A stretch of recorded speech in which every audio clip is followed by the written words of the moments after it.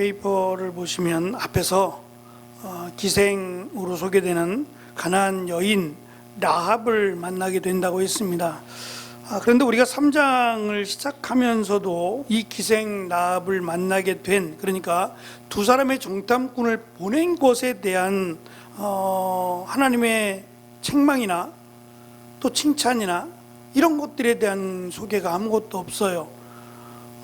한편으로는 하나님이 이방 여인이긴 하지만 하나님을 소문으로만 들은 그 이스라엘의 하나님을 믿는 그 여인과 그의 가족을 구원하기 위해서 그들을 보내셨다면, 물론 여호수아를 통해서 이것을 하게 하셨다면 거기에 대한 또 은혜가 있을 것이고, 그렇지 않고 이스라엘 백성들, 오늘 말씀처럼 기생 라합의 입을 통해서 이스라엘 백성들이 듣기를 원했던 그 말이요, 충분히 이길 수 있다, 충분히 그 땅을 차지할 수 있다라고 하는 것, 그러니까 그들이 이스라엘이 이 땅에 들어온다는 소식을 듣고 간담이 서늘했다라고 하는 그 라합의 말을 듣고 드디어 요단강을 향해 나아가게 됩니다. 나머지에 대한 부분, 앞에서 말씀드린 정탐한 것이 하나님의 뜻이냐, 아니면 이스라엘 백성들의 믿음이 없는 연약한 모습이냐에 대한 평가는 지금 여기서는 내려놓는 것 같아요. 다만 우리가 앞에서 12정탐꾼을 보냈다가 약속의 땅에 들어오지 못했던 10명, 정탐꾼 10명을 생각해 본다면, 물론 하나님께서 이방 여인을 구원하고자 하는 은혜를 생각하면 충분히 감사한 일이지만, 이스라엘 백성들의 입장에서, 특별히 시작하면서 1장에서부터 여호수아를 향해서 두려워 말며 놀라지 말라, 내가 너와 함께함이니라 라고 하는 이 말씀이 계속 반복되어 온 것을 참고할 때, 이 젖과 꿀이 흐르는 땅이라고 하는 정말 좋은 땅이지요. 이스라엘 백성들이 이제껏 다녀온, 걸어온 땅에 비하면 정말 비옥한 땅이라고 밖에 할 수 없어요. 그 땅의 주인된 자들, 이미 그 땅을 차지하고 있는 강력한 힘을 가진 그들을 과연 이스라엘이 이길 수 있겠는가라고 하는, 그냥 뭐 일반적인 평가로 평가하면 이길 수 없죠. 숫자야 많지만 이스라엘 백성들은 전쟁에 능한 백성들이 아니에요. 여지껏 40년 동안 걷기밖에 더 했겠냐 말이에요. 전쟁은 걸어서 하는 전쟁이 아니기 때문에 과연 이 전쟁은 이길 수 있겠는가. 그러니까 여리고성을 무너뜨리고 나면 그 다음 주변 국가들은 알아서 자기들이 도망을 치겠는가라고 생각해 본다면 걱정할 수밖에 없고 두려워할 수밖에 없겠다라는 생각도 듭니다. 그러나 역사라고 하는 것, 과거의 이스라엘의 역사, 그 역사가 하나님의 역사임을 믿는다면, 우리도 마찬가지죠. 이미 성경책은 우리가 지금 살펴보고 있는 이 여호수아서는 적어도 5,000년 전의 내용들이에요. 그러니까 신약 성경만 해도 2,000년 전의 이야기잖아요. 그러니까 정말 어찌 보면 너무 고전이죠. 너무 고전이죠. 2,000년 전의 내용을 지금 우리가 살펴보고 있는 거니까 세상의 기준에서 볼 때는 어리석을 수밖에 없어요. 2,000년 전의 하나님, 그리고 지금의 하나님이 동일하시다. 우리는 아멘으로 믿지만 이것을 믿기는 결코 쉽지 않을 것입니다. 인간의 지식이나 지혜로 감당하기에는 너무 어려운 일이죠. 그래서 이스라엘의 역사, 아브라함으로부터 시작했든지 그 역사들을 통해서 지금 이스라엘 백성들이 믿고 섬기는 그 하나님이 과거에, 오래되긴 했지만 과거에 아브라함을 통해서 역사하셨던 그 하나님과 동일하신 하나님이시고, 그 하나님이 살아계신 유일하신 하나님이라면 이렇게 두려워했어야 되나? 라고 하는 아쉬움은 늘 남겨요. 아쉬움은 믿음 있게 정말 하나님을 향해서 믿음으로 나아갔다라면 이라고 하는 아쉬움은 우리에게 늘 남기고 갑니다. 우리가 읽은 말씀, 요단강을 건너가는 일인데요, 이 일을 왜 이렇게 중요하게 여기느냐면 2페이지로 잠깐 가시면 두 번째 단락입니다. 이스라엘이 홍해라고 하는 바다입니다. 이거는 강이 아니라 바다인데 이 홍해 가운데로 걸었어요. 홍해 바다가 갈라지고 그 가운데로 걷는 것이 탈출과 해방을 가리켰어요. 더 이상은 못 쫓아오는 거 아니에요. 홍해를 가로질러 갔는데 그 홍해의 물에 애굽 군사들은 다 수장되어 죽었어요. 이제 그것에 대한 그것을 통해서 애굽이 다시 건너가겠냔 말이에요. 그건 상상도 할 수 없는 일이죠. 그래서 이 홍해 바다를 가르고 홍해 바다를 건너간 것이 탈출과 해방을 마치 마침표를 찍는 것이라고 한다면 요단강, 사실 이 사이즈는, 요단강의 사이즈는 지금 우리가 추측하기는 어려워요. 왜냐하면 1년에 두 차례 이른 비와 늦은 비라고 하는 1년에 두 차례 큰 비가 내리면 범람을 해요. 이 강 자체가 범람을 합니다. 그러니까 쉽게 건너갈 수 있는 강이 되질 않아요. 그리고 강마다 어떤 강은 폭이 좁고 어떤 강은 또 폭이 넓지 않겠어요? 그러니까 그런 상황에 이때 당시에 강이 얼마나 그 폭이 넓었는지에 대해서는 정확하게 알기는 어렵습니다. 어쨌든 요단강이라고 하는 홍해바다와는 비교할 수 없겠지만 요단강을 건넌다는 것은 이제 광야라고 하는 경계, 이 광야의 경계를 끝내는 겁니다. 요단강을 건너면 광야라고 부르지 않아요. 마치 홍해바다를 건넜을 때 자유인 또는 출애굽했다라고 말하는 것처럼 이 요단강을 건너면 이제는 약속의 땅에 들어섰다고 얘기하는 겁니다.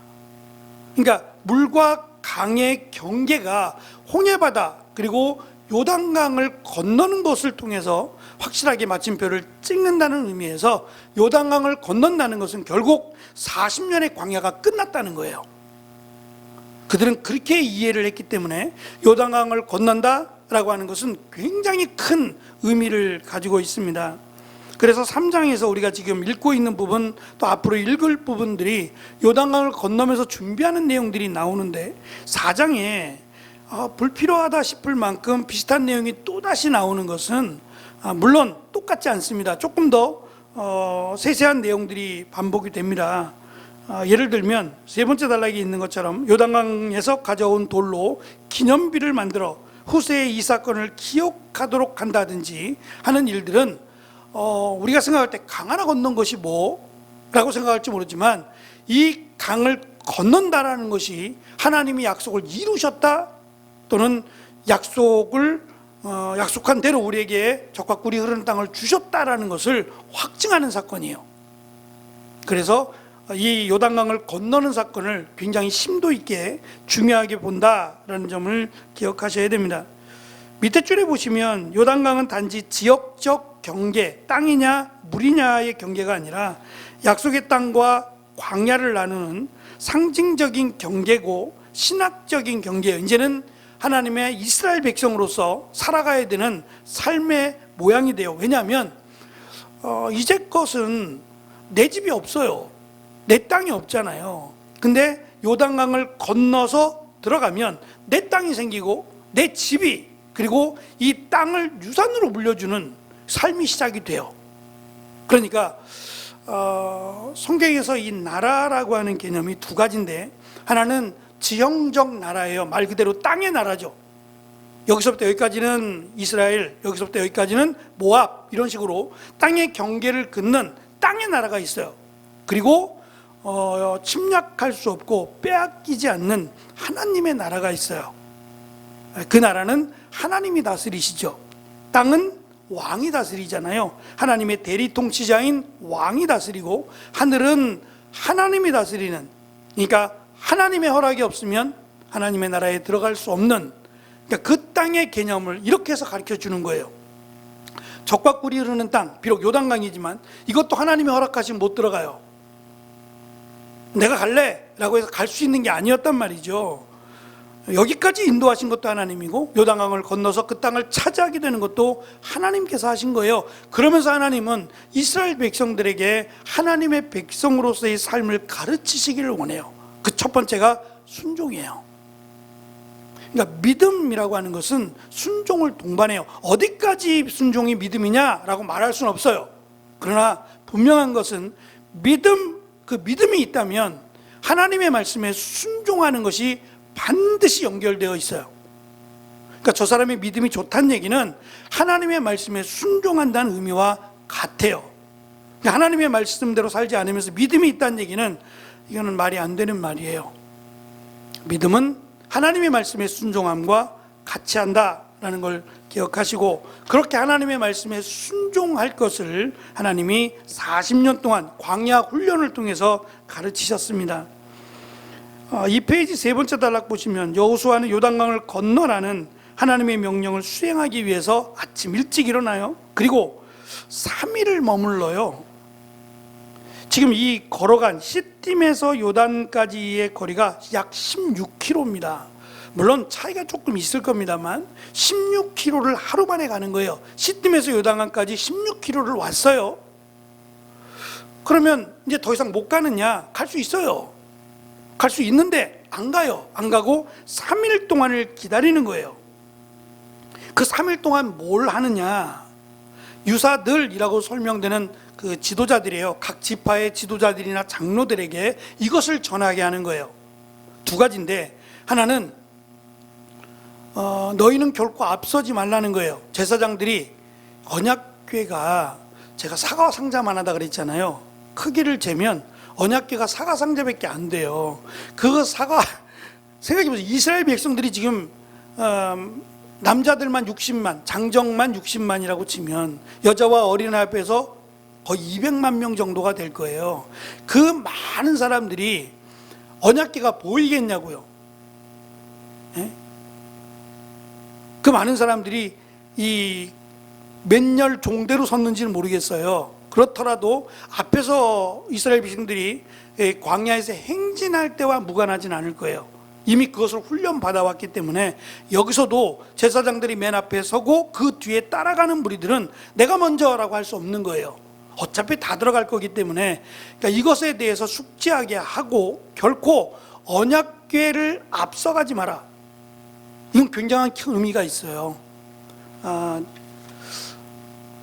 그 언약궤가 먼저 갈 거고 너희들은 언약궤를 따라가라 라고 하는 것을 첫 번째 말씀 가르쳐주고, 두 번째는 너희를 성결하게 하라는 거예요. 성결하게 하라는 것은 물과 관련이 있어요.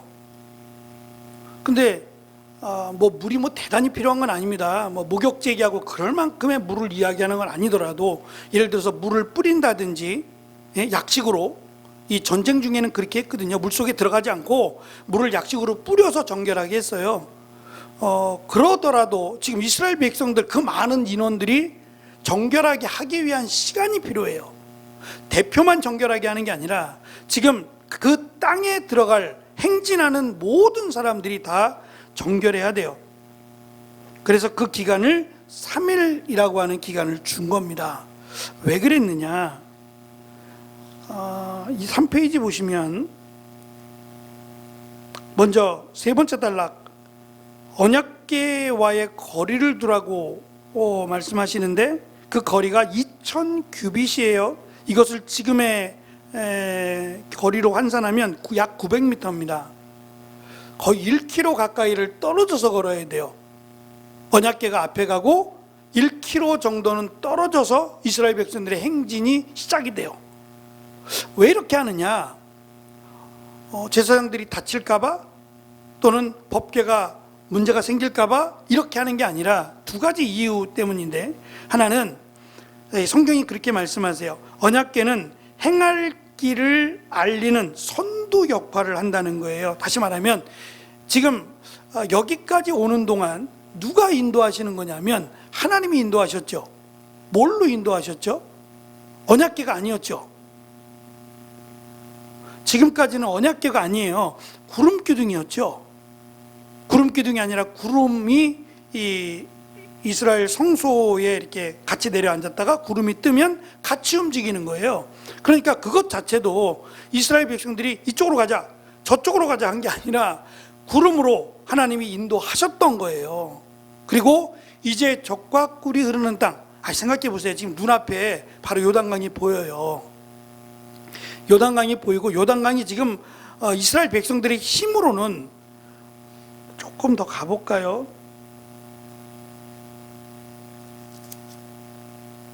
13절, 3장 13절을 잠깐 보시면,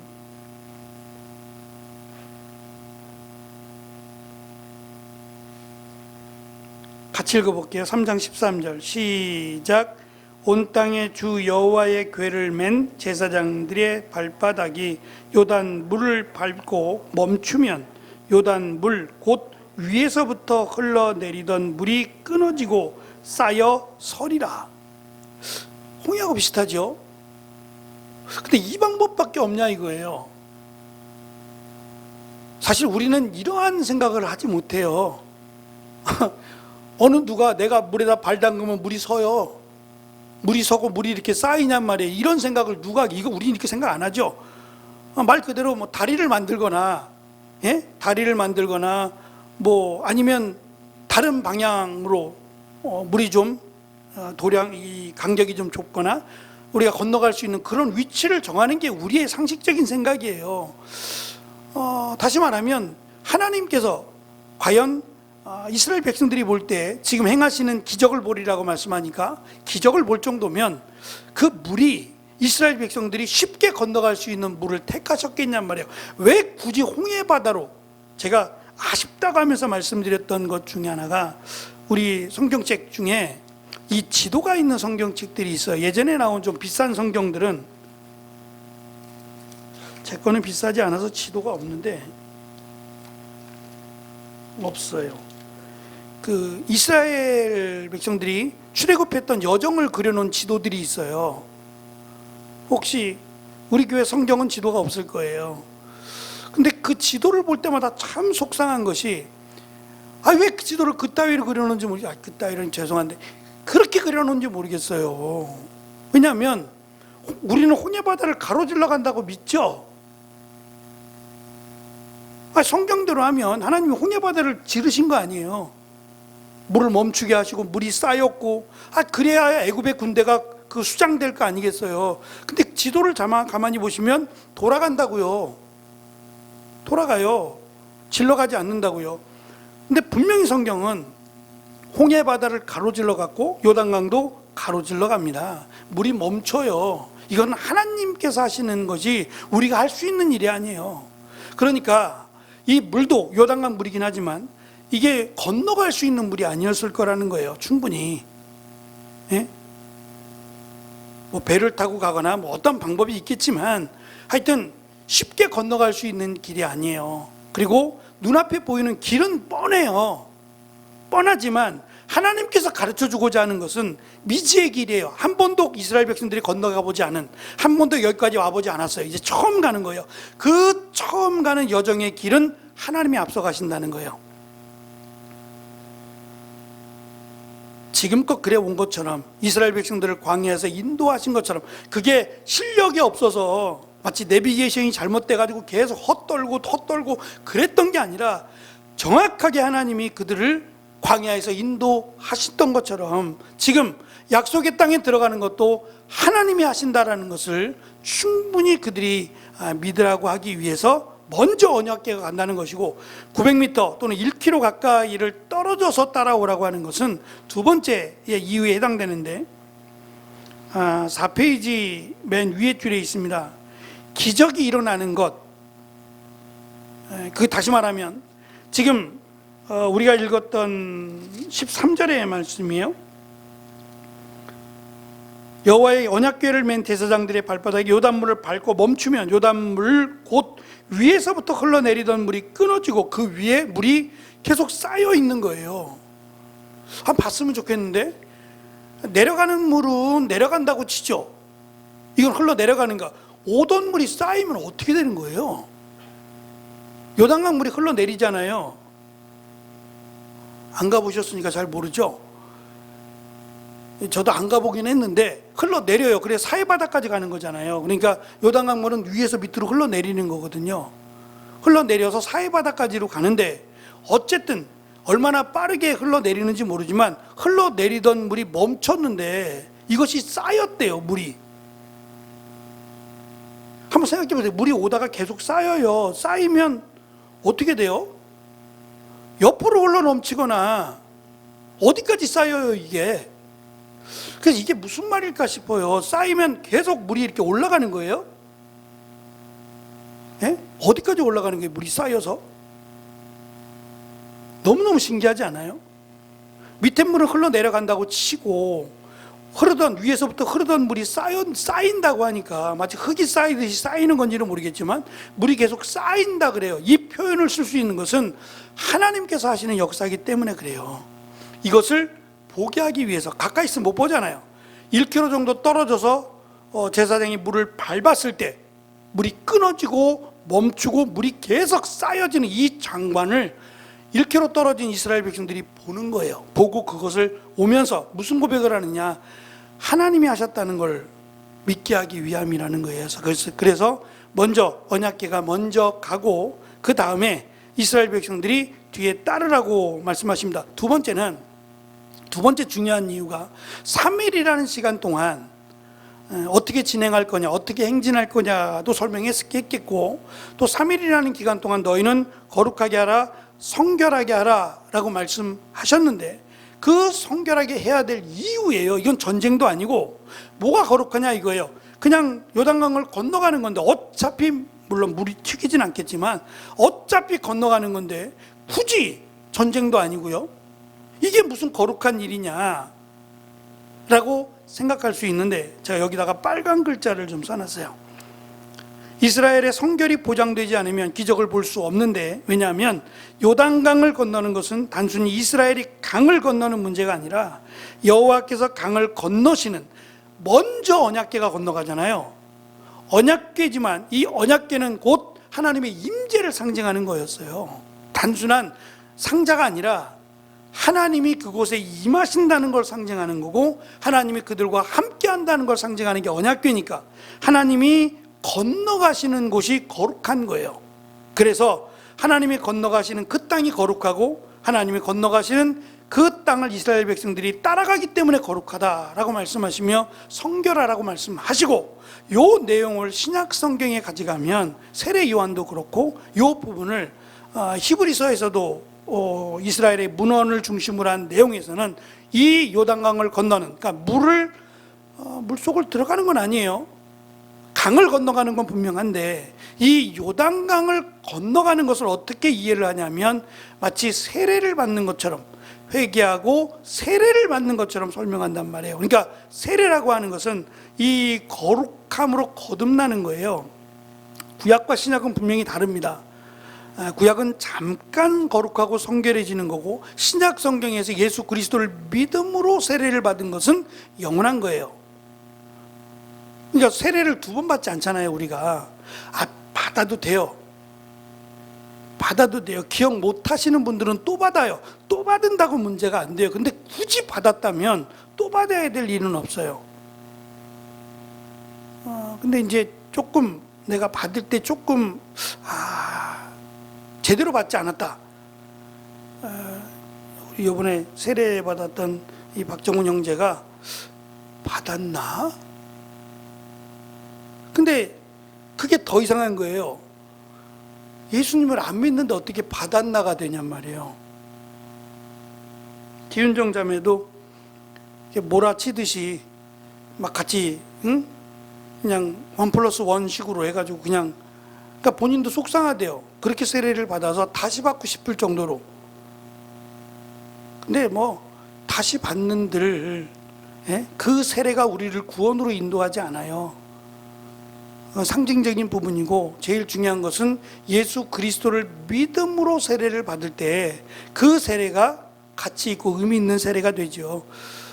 그러니까 신약에서의 세례와 구약에서의 세례는 다르지만 거룩하게 되고 정결하게 된, 그리고 하나님 앞에 죄를 고백하는 이스라엘 백성들의 모습을 요단강, 마치 물속에 들어가서 세례를 받는 것처럼 요단강을 건너는 것으로 성경은 설명을 합니다. 그래서 그냥 요단강을 건너갔어요. 사실은 마른 땅의 요단강을 건너갔지만 이 요단강을 건넌다는 자체가 하나님께서 드디어 약속의 땅에 들어가게 허락하셨다. 우리가 앞에서 봤어요. 바알 부울의 사건을. 이것만 가지고도 하나님은 너희들은 관둬야겠다 생각하실 수도 있어요.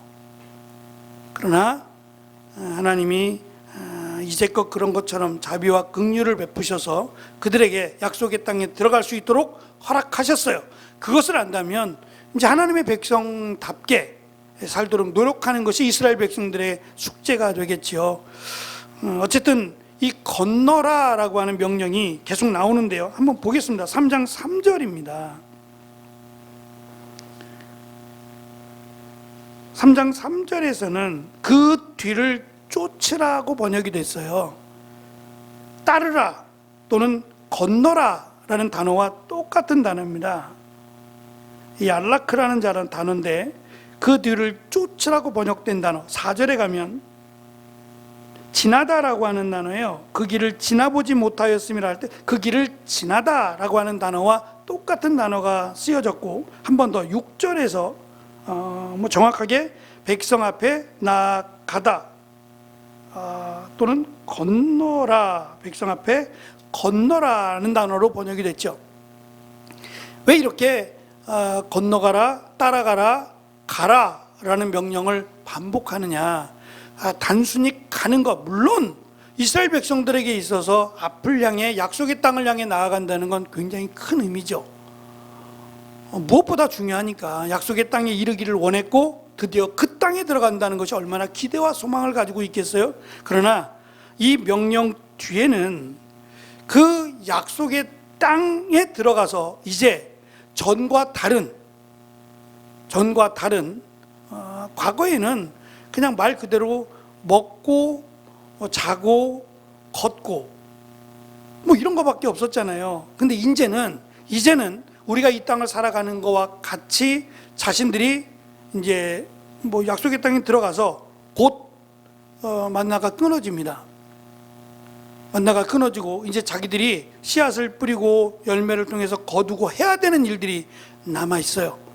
그래서 이제부터는 본격적으로 그 약속의 땅에서 하나님의 백성으로서의 삶을 살아가라 라고 하는 의미에서 건너라, 따르라, 가라 라고 하는 단어가 집중적으로 사용되고 있다라고 하는 것을 우리가 알 수 있습니다.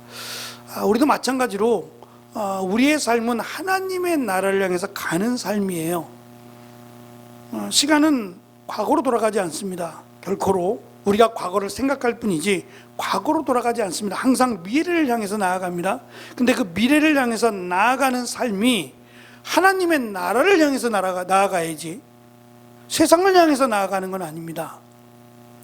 하나님의 나라를 향해서 이 땅을 살아가는 것이고 이 땅에서 하나님의 나라를 향해서 한 걸음씩 우리는 나아가야 그것이 하나님의 백성으로서의 삶을 살아가는 것으로 지금 아직은 들어가지 않았지만 이스라엘 백성들에게 단호하게 주저하지 말고 건너갈 것을 그들에게 명령하고 있습니다. 오늘 말씀 속에서 우리가 꼭 기억해야 될 것은 하나님이 우리보다 앞서 가신다는 거예요.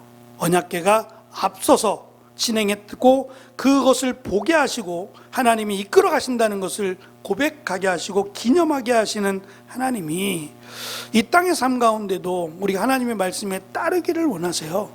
하나님이 어리석어서가 아니라 시대 차이가 나서가 아니라 하나님은 정말 전능하신 하나님이시잖아요. 그러니까 우리가 어떠한 계획을 세우고 그 계획을 추진할 때도 하나님께서 인도해 주시기를 구하는 자가 하나님의 은혜를 많이 경험해요. 세상은 우연이라는 말을 많이 사용하지만 성경은 우연이라는 게 없어요. 하나님을 찾는 자에게 기회를 주시는 하나님이시거든요. 그러니까 우리의 계획을 하나님께 구하고 고백하고 하나님의 인도하심을 구하는 자가 잠언에서 우리가 계속 보는 것처럼 지혜로운 사람이에요. 멀리 있는 게 아니라 하나님께 나아가는 자가 지혜로운 자이고 하나님의 은혜를 구하는 자가 지혜로운 자. 왜냐하면 하나님이 도우실 것이기 때문에, 하나님이 우리를 인도해 주실 것이기 때문에 지혜로운 자라고 솔로몬은 우리에게 가르칩니다. 그래서 하나님이 먼저 가신다라고 하는 점, 또 한 가지는 하나님을 따라가는 자의 모습이에요. 그것이 거룩이에요.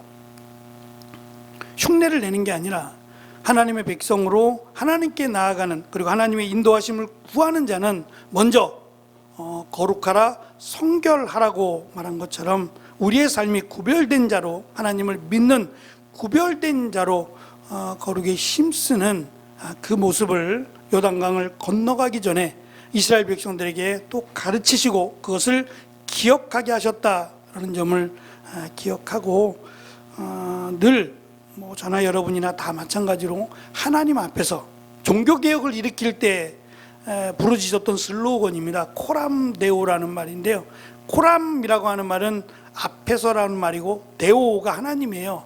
그러니까 하나님 앞에서 과연 내가 이 일을 부끄럽지 않게 하고 있는가?